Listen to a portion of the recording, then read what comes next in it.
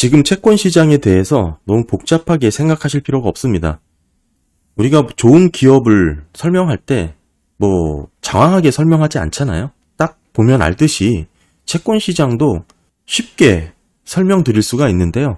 첫 번째는 현재 10년물 금리가 5% 수준에 육박해 있습니다. 과연 이게 정상적인 금리인가에 대한 대답을 우리는 GDP 성장률에서 찾을 수가 있습니다. 10년물 금리는 성장과 물가 두 개로 충분히 설명이 가능하고요. 단 하나로 좁혀보라면 성장률로 해석할 수가 있습니다. 사실상 물가가 녹아 들어가서 성장률로 잡히기 때문이죠. 어제 3분기 GDP가 4.9%가 나왔습니다. 놀라울 정도로 높은 수준을 찍었는데 과연 이게 이대로 계속 가능한 성장률인가에 대한 고민을 내릴 수 있어야 되는데 10년 동안 이 정도 속도로 꾸준히 성장률이 나온다면 아까 말씀드린 10년물 금리가 5%인 게 납득이 되는 겁니다. 하지만 지금의 4.9%라는 성장률이 지속 가능하지 않은 성장률이라면 10년물 금리 5%는 높다 이렇게 설명을 드릴 수가 있는 것이죠. 10년물 금리가 높고 낮다 판단할 수 있는 것은 결국 성장과 물가인데 성장과 물가 중에 단 하나를 꼽으라 그러면 결국 물가가 녹아 들어가 성장률로 잡히는 부분이 있기 때문에 성장률로 10년물 금리를 설명해 볼 수 있습니다. 그렇다면 계속해서 미국이 꾸준히 좋은 성장률을 보일 수 있을까에 대한 대답을 해야 되는데 예전에 보여드린 차트죠. 대부분의 인구 성장률과 10년물 본드 수익률이 비슷한 흐름을 보여왔습니다. 결국에는 10년물 수익률, 미국의 성장률과 유사하게 흘러간다라는 뜻입니다. 하지만 이 인구의 전망은 우리가 2053년까지 충분히 엿볼 수가 있는데 0.3% 수준에서 수렴하는 그런 모습을 확인할 수가 있습니다. 미국 의회 예상국 자료고요. 결국에는 미국의 성장은 미국 인구 증가율로 해석이 될 수가 있고 이 부분이 10년물 수익률과 유사한 패턴을 보이고 있다는 점을 놓고 봤을 때 지금의 10년물 수익률이 상당히 높은 레벨이라는 것을 직관적으로 알 수가 있겠죠. 혹자는 이런 얘기를 합니다. AI과 로봇의 생산성 향상이 있을 것이다. 거대한 담론 이야기이긴 하지만 사실 이 부분은 제가 예전부터 꾸준히 말씀을 드렸습니다. 1차 산업혁명이라고 볼 수 있는 증기기관차의 발명으로 폭발적인 생산성 증가가 있었습니다. 하지만 이후에 지속적으로 이어온 자동차라든지 또는 PC, 모바일 등의 여러 가지 패러다임 변화가 있었지만 이 생산성 향상에 있어서 그 정도와 강도가 점차 낮아졌다고 말씀을 드렸습니다. 매번 생길 때마다는 새로운 기술과 혁신의 변화가 과거에 있었던 혁명보다 범위, 방식, 속도 측면에서 매우 놀라울 것이다. 전혀 새로운 방식의 생산성 혁신을 이룰 것이다라고 얘기를 하지만 결국 돌아놓고 보면 이 투입과 산출이라는 측면에서 지켜보면 그렇게 파급적이지 않았고요. 결국에는 이 인구로 모든 것이 설명이 되었습니다. AI과 로봇 분명 생산성의 향상이 되긴 하겠지만 결국 이 산업이 첨단 기술로 고도화될수록 이 생산성 향상의 효과가 반감되어 나타난다는 게 대부분의 주류 논문들의 공통적인 주장입니다. 그도 그럴 것이 아무것도 없던 허허벌판에 1차 증기기관차의 산업혁명은 폭발적인 생산성 향상을 가져왔고 이후 점차 산업이 고도화되면서 새로운 기술과 혁신이 일어나더라도 예전만큼의 생산성 향상 효과를 가져오진 못한다. 그렇게 보시면 좋을 것 같습니다. 그도 그럴 것이 과거 인터넷이라는 것이 처음 생겼을 때 상당히 충격적이었을 만큼 놀라운 그런 변화를 겪었는데 이때 전후를 놓고 보더라도 결국은 이런 흐름, 추이에서 크게 벗어나지 않았다. 장기적으로 놓고 봤을 때 인구의 증가율에 수렴하는 그런 성장률을 보여왔다. 그런 성장률은 곧 10년 수익률을 기록했다. 이렇게 정리를 할 수가 있겠습니다. 거기에 이런 등락이 좀 있게 됐죠. 일시적인 수급 이슈 등 그때그때 시장을 흔들 수 있는 변동성이 있기 때문에 결국은 이런 등락이 있겠지만 결국 10년물 국채 수익률은 큰 트렌드를 결정하는 건 아까 성장과 물가 두 가지로 충분히 해석이 됩니다. 어제 옐런이 금리가 오른 게 재정적자 때문이 아니라고 발언을 했습니다. 지극히 재무부 장관으로서의 역할에 충실한 것이다. 그런 답변이다라고 생각을 하고 있고요. 당연히 미국 경제가 굉장히 좋다라고 말할 수밖에 없는 입장이라는 것을 조금 살펴봐야 됩니다. 뭐 그렇게 큰 의미가 있다고 보기는 좀 어렵고요. 지금 은행들의 만기 보유 자산 손실액이 지금 4천억 달러를 넘어섰습니다. 상당히 엄청난 수준에 다다른 것이고, 여기에 제가 저번부터 꾸준히 말씀드렸던 24년 만기 도래하는 회사채들의 규모가 크게 늘어나고 있는 부분 말씀을 드렸었죠. 다 예전 영상에 다 있습니다. 게다가 이제 상업용 부동산도 24년 만기 도래 대출 규모가 지금 상당하다라는 거 말씀을 드렸고, 대부분이 또 중소형 은행에 집중돼 있다라는 거 뭐 다들 아실 거고요.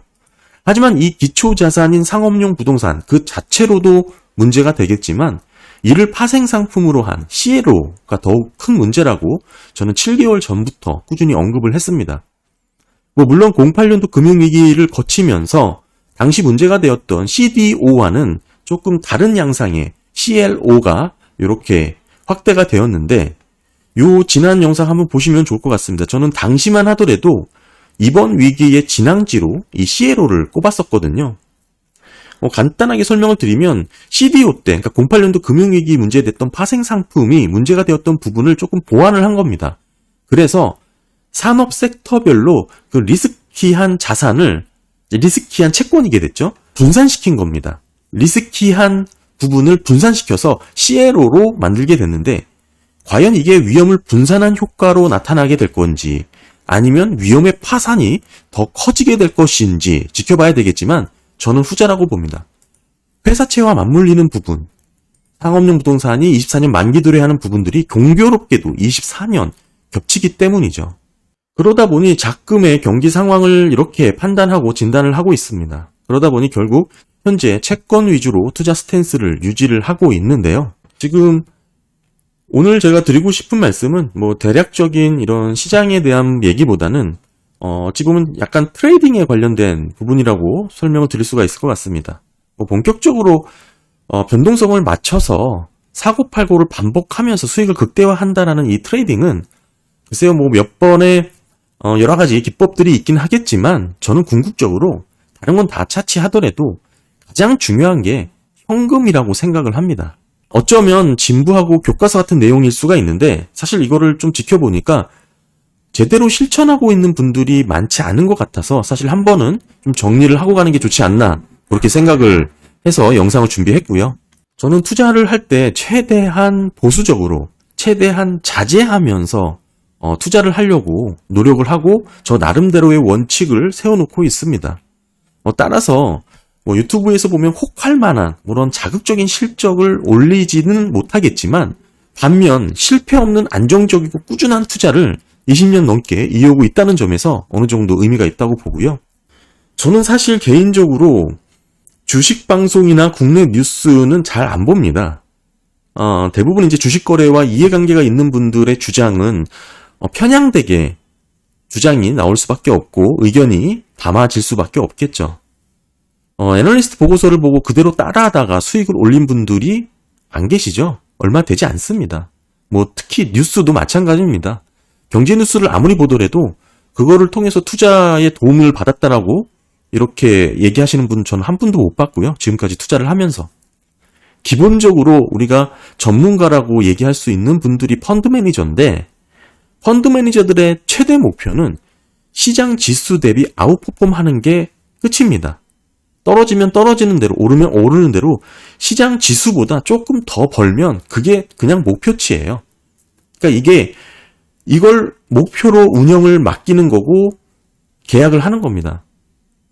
따라서 주식 내에서, 주식 비중 내에서 이리저리 섹터별 포트폴리오를 구성을 하는 것이고, 이런 펀드 매니저에게 운영 자금을 맡기는 그런 자금 주체, 더 큰 그림에서 보게 되면 결국에는 다양하게 포트폴리오를 구성하는 거죠. 부동산, 주식, 채권 이렇게 비중을 담당 운영별로 분류해서 맡기는 것 뿐입니다. 따라서 주식 포트폴리오에게 맡긴, 주식 펀드 매니저에게 맡긴 자금은 100% 주식으로 운영을 해야 되는 거예요.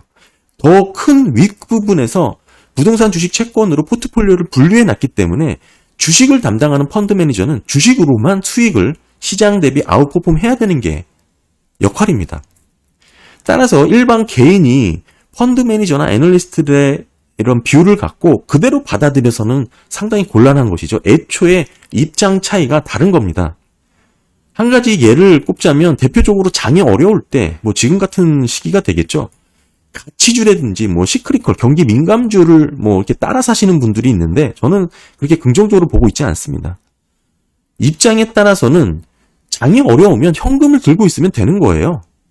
근데 무슨 꼭 주식을 해야 될 이유가 없음에도 불구하고 마치 시크릿컬 경기 민감주가 오를 것처럼 사실 가치주는 그냥 그것으로 경기 방어주입니다. 방어의 역할을 하는 것이지 그게 대세 성장을 이끌어가면서 수익을 극대화해 주기는 어렵습니다. 물론 자금이 일시적으로 쏠리면서 주가가 오르는 모습이 나올 수도 있겠지만 미비하다라는 것을 좀 말씀을 드리는 거고요.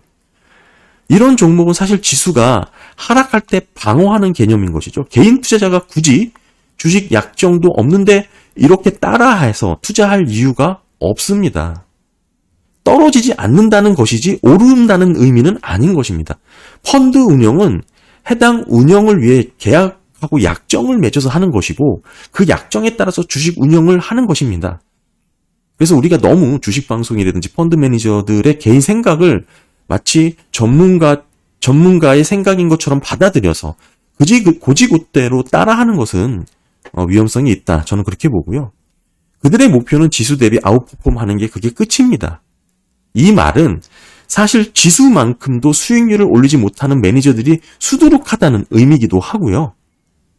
이런 식으로 할 거면 그냥 지수 ETF에 투자를 하면 되는 것이죠. 중간 이상은 하게 됩니다. 알파 추종을 하려고 이리저리 고민할 시간도 없고 시간 낭비, 스트레스, 기회비용 등등 여러 가지 따져보더라도 차라리 지수 ETF에 투자하는 게 훨씬 나은 선택인 겁니다. 조금 길게 보면 사실 별반 수익률 차이도 없을 수 있어요. 뉴스도 마찬가지인데 기자들은 기본적으로 이제 글을 쓰시던 분들입니다. 그러니까 대부분 현재는 경제 뉴스가 외신 내용을 번역한 게 대부분이죠. 어느 정도 경제적인 지식을 갖고 이렇게 보도하시는 분들도 계시겠지만 아무래도 실제 자금을 운영했던 사람들보다는 여러모로 부족한 게 사실일 테고요. 제가 이런 말씀을 드리는 게 되게 이 부분은 심각하다고 보는데 아까 말씀드린 이런 운영사라든지 펀드 매니저들이 이런 보도나 뉴스를 역이용해서 그들에게 유리하게 이용하는 측면이 있습니다. 따라서 어떤 면에서는 뉴스와 반대로 투자를 하는 게 지나고 보면 수익률에 더 도움이 되는 측면도 되게 많았습니다. 지금 제가 드리고 싶은 거는 그런 걸 다 무시해라 이거를 드리고 싶은 건 아니고요. 지금 접하고 있는 정보들, 뉴스들 있는 그대로 무조건 받아들이기보다는 이를 본인만의 뷰로 재해석하거나 취사 선택할 수 있어야 된다. 이거를 말씀드리는 거고 그러기 위해서는 저는 가급적 투자 구력, 투자 경험이 길어야 된다라고 생각을 합니다. 가급적 투자는 빨리 시작하는 게 좋다라는 입장을 갖고 있는데 그래야 이런 시장에서 여러 가지 이해관계들이 얽히고 설켜 있어서 복잡하게 가격으로 나타나잖아요. 그래서 개인 본인만의 감각을 가다듬을 수 있는 실력이 커지기 때문입니다. 근로소득에 대해서 우리가 월 500을 벌기 위해서 그동안 사실 얼마나 많은 시간과 노력을 투자했는지 한번 비교해 봐야 됩니다. 근데 투자를 할 때는 비슷하게도 아니고 오히려 더 많은 시간과 노력이 필요함에도 불구하고 이걸 그냥 생략해 버리죠. 바로 실전으로 들어가서 월 500 이상 벌기를 원하시는 건데 이게 어렵다는 것입니다. 그래서 투자는 가급적 어릴 때부터 시작해서 물론 큰 비중으로 하라는 게 아니죠. 작은 금액. 근데 저는 너무 작아도 문제가 된다고 보고 적당한 수준이 좋은 것 같습니다. 그래야 자기도 관심을 갖고 더 집중해서 실력을 키울 수 있다고 보는데 이렇게 꾸준히 투자 구력을 키우는 게 중요합니다. 저는 이번 장기채 투자를 할 때 일단은 TLT가 고점 대비 한 40% 정도 지금 떨어졌잖아요. 물론 고점에 들어가신 분들은 없겠지만 투자의 원칙을 지키냐 안 지키냐의 차이가 이번 장기채 투자에 있어서 되게 큰 교훈으로 다가온 것으로 보는데 투자에 있어서 원칙을 세우는 게 매우 중요하겠죠. 되게 원칙이라는 것은 사실 너무나 뻔하고 익숙하고 기본적인 것이라 대부분의 분들이 대수롭지 않게 치부하는 경향이 많습니다. 근데 이번 투자 사이클 이런 기본을 지켰느냐에 따라 많은 부분이 달라졌다고 생각합니다. 오래된 영상을 보신 분들은 아시겠지만 저는 전체 금융자산 투자 자금의 한도를 제한해서 하고 있어요. 그러니까 그 금액이 넘어가면 덜어내고 투자에 들어가는 금융자산의 한도를 매번 제한해서 축소해서 유지를 하고 있습니다. 현재는 한 4.5억 정도 투자를 하고 있는데 이게 어느 정도 시간이 지나면서 조금씩 늘려가고 있긴 합니다만 대체적으로 이 한도를 넘어서는 자금은 다 제외하고 이 한도로 축소해서 투자를 하고 있습니다. 그러니까 쉽게 말씀을 드려서 현재 금융자산에 투자하고 있는 자금을 모두 잃어도 저의 전체 투자 수익으로 보면 손실이 아닌 그런 상황으로 지금 유지를 하고 있다는 뜻입니다. 뭐 이게 단기간에 그렇게 된 건 아니니까 아까 말씀드렸다시피 23년 넘게 꾸준히 투자를 하면서 거의 25년이 넘었죠. 뭐 이런 상황이 된 거니까 오랫동안 투자를 해온 결과라고 말씀을 드릴 수 있겠습니다. 이렇게 말씀드리고 싶은 것은 지금 운영하는 금융자산의 자금 100%는 결국 투자로, 주식 투자로 수익을 올렸다는 점에서 의미가 있다고 보고요. 그렇다면 나머지는 예금하냐? 그건 아니죠. 나머지는 이제 부동산 투자를 하고 있습니다. 부동산 투자도 지금 서울에 위치한 임대 수익을 받고 있는 부동산이 있고요. 저의 대부분의 영상에 금리가 낮아질 것이라 전망하는 내용이기 때문에 대출이 많을 거라고 생각하실 수 있겠지만 저는 부동산에 대출이 하나도 없습니다. 저는 대출 자체가 없어요. 하나 있긴 한데 마이너스 통장 2억 한도가 있긴 한데 지금은 쓰고 있지 않습니다. 공모주 비례 투자를 할 때 사용하던 대출인데 지금 금리가 높아져서 뭐 그 효용성이 떨어졌기 때문에 사실상 대출이 없는 것이죠. 결국 확정적으로 환불금이 들어오는 날짜가 정해져 있는 이런 공모주 비례 투자를 제외하고는 대출을 쓰지 않습니다. 일반 대출과는 위험도가 상당히 낮은 것이죠. 처음부터 이자 부담을 확정할 수 있고 내 계산 하에서 쓸 수 있다는 게 있고요. 전체 자산 중에 대부분은 부동산일 수밖에 없고 그리고 직접 주식이나 채권에 투자하고 있는 순수 금융자산 비중이 4.5, 4억에서 5억 정도 수준인데 뭐 많은 비중은 아니라고 보고요. 그러니까 오늘 제가 드리고 싶은 말씀은 이 부분이에요. 저는 이 금융자산 비중 중에 현금 비중이 35% 정도 됩니다. 여기에 사실 스펙주 투자를 하고 있기 때문에 어찌 보면 이것도 현금 비중 개념을 볼 수가 있죠. 이걸 제외하고 보면 현금 비중이 25에서 한 30% 수준으로 왔다 갔다 합니다. 그래서 가끔 리스크 관리를 어떻게 하냐라고 궁금해 하시는 분들이 있습니다. 그리고 제가 경기를 판단하는 전망에 대해서 확증 편향에 대해서 어떻게 고민하냐라고 질문하시는 분들이 있는데 전망을 하지 않으면 투자를 할 수가 없겠죠. 전망을 한다는 건 그게 희망이든 뭐든 투자를 한다는 행위는 결국 이 시장의 흐름, 시세를 따라서 사고 파는 이 트레이딩이 아니라면 결국 이 시장과 내가 생각하는 이 가치가 어느 정도 왜곡된 부분만큼만 수익으로 가져갈 수가 있잖아요. 그 괴리만큼만 수익으로 이어지기 때문에 모든 사람들이 다 지금 현재 시장에 동의한다면 그리고 나도 거기에 동의한다면 이 부분에 대해서는 내가 먹을 게 없습니다. 지금 10년물 국채 수익률이 4.8로 보고 대부분의 사람들은 4.8이 맞아 라고 생각하면 금리를 투자해서 수익을 못 올린다라는 뜻이죠. 하지만 저는 지금은 시장 사람들이 4.8로 보지만 나는 이게 너무 높아 라고 봤을 때 그 괴리만큼 제가 수익을 올릴 수가 있는 것입니다. 따라서 투자를 하는 시점부터 당연히 고독할 수밖에 없고 어찌 보면 손실 영역으로 들어갈 수밖에 없는 겁니다. 이 차이가 금방 날 수가 없기 때문이죠. 수익이 생기는 투자는 결국 이 시장이라는 절대 다수와 생각이 다르게 갈 수밖에 없는 겁니다.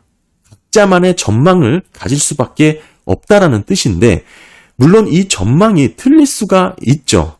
그래서 제가 현금 비중, 리스크를 위험 관리하는 게 필요한데 이게 현금 비중으로 조절을 해야 된다라고 말씀을 드립니다.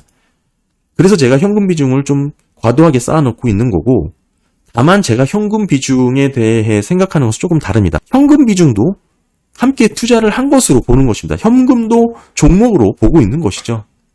예전에는 현금 비중 그대로 투자를 들고 있으면서 마무리했던 사례도 있습니다. 그만큼 현금 비중은 최대한 끝까지 유지하려고 노력하고 애초에 현금 비중을 저는 이 물타기와 불타기용으로 나눠서 분류를 합니다.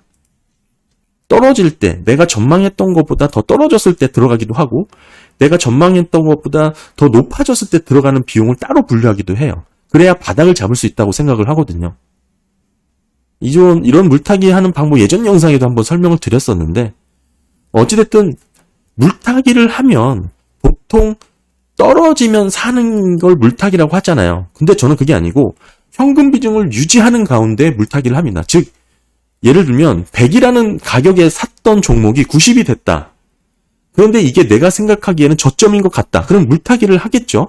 하지만 이 90이라는 거에 들어가서 90이라는 가격이 92나 93 정도가 되면 다시 매도를 합니다. 따라서 물타기를 계속 현금 비중이 한 30%가 유지되도록 하는 거예요. 그러니까 이때 샀다 이때 팔고 뭐 이때 샀다 이때 팔고 이런 식으로 현금 비중을 내가 생각했던 레벨보다 물타기를 들어가지만 꾸준히 현금 비중이 한 30%는 유지되게끔 하는 것이죠.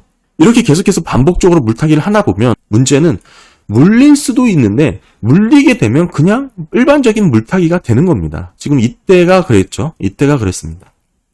일반적인 물타기가 되는 거고 나중에 다시 현금 비중을 갖고 있다가 물타기 방식으로 계속 빠져나오고 들어가고를 반복하면서 그렇게 대응을 하는 것이죠. 전체적으로 돌아보면 실적이 그렇게 나쁘진 않았습니다. 펀더멘털리 방향성을 갖고 투자를 했던 부분이기 때문에 어차피 물려도 물타기를 하려던 목적이고 그렇게 기분이 나쁘지 않겠죠. 게다가 저는 불타기용 현금도 보유하고 있다고 말씀드렸잖아요. 그러니까 애초에 내가 예상했던 흐름으로 흘러갔다. 즉 금리 인하가 본격적으로 이루어진다. 이때 진입할 목적으로 남겨둔 현금 비중도 있습니다. 방법은 불타기처럼 비슷하게 들어가고요. 그러니까 모든 투자에 바닥을 모릅니다. 금리로 따지면 고점을 모르는 거랑 똑같습니다. 따라서 물타기와 불타기를 함께 섞어서 쓰는 이런 현금 비중을 유지한다는 게 매우 중요합니다. 정말 진짜 바닥을 잡을 수는 없어도 어느 정도 무릎 이하 정도에서 진입할 수 있는 그런 방법이고요. 제가 드리고 싶은 말씀은 확증 편향이나 리스크 해지에 관련해서 말씀드리고 있는 겁니다. 투자를 할 때 전망을 하게 되고 매번 이 전망대로 흘러가지는 않겠죠. 투자 환경은 매번 달라지기 때문에 그렇습니다.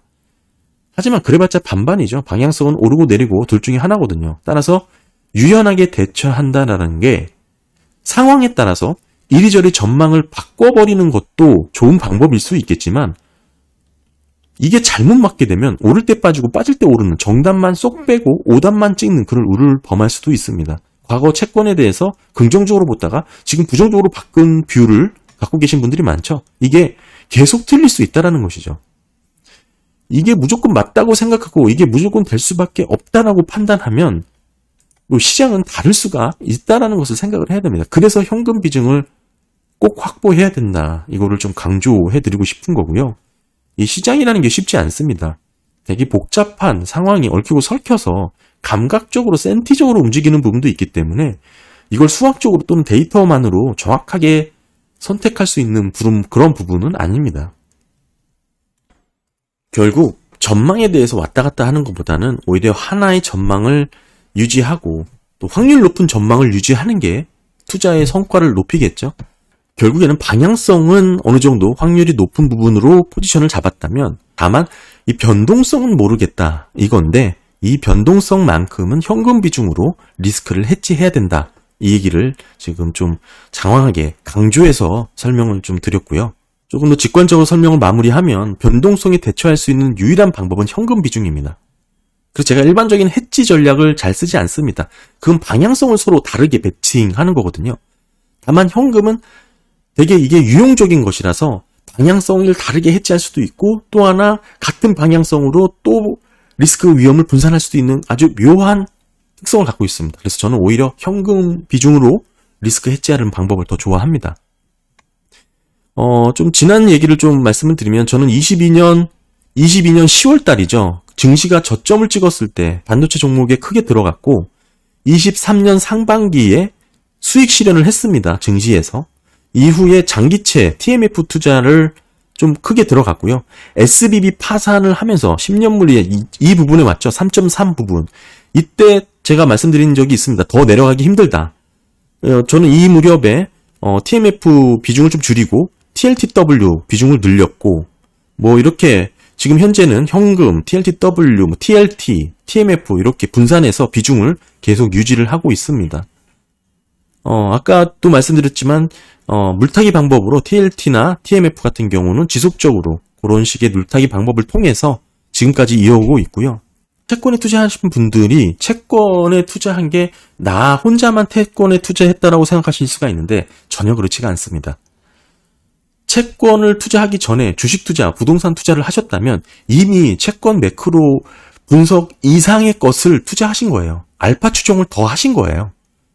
이게 채권, 금리 시장을 기반으로 형성된 금융환경 위에서 주식시장과 부동산 시장이 돌아가기 때문에 있습니다. 어쩌면 채권 분석을 마친 사람들이, 매크로 분석을 끝낸 사람들이 주식 투자, 부동산 투자를 해야 하는 것이 더 정확한 표현입니다. 그러니까 혼자만 채권 투자하면서 너무 어려운 시기를 겪고 있다, 그렇게 생각하지 마시고요. 지금 주식이나 부동산 투자하시는 다 마찬가지입니다. 매크로 분석 거시 환경에 직간접적인 영향을 받지 않는 금융 환경은 없습니다.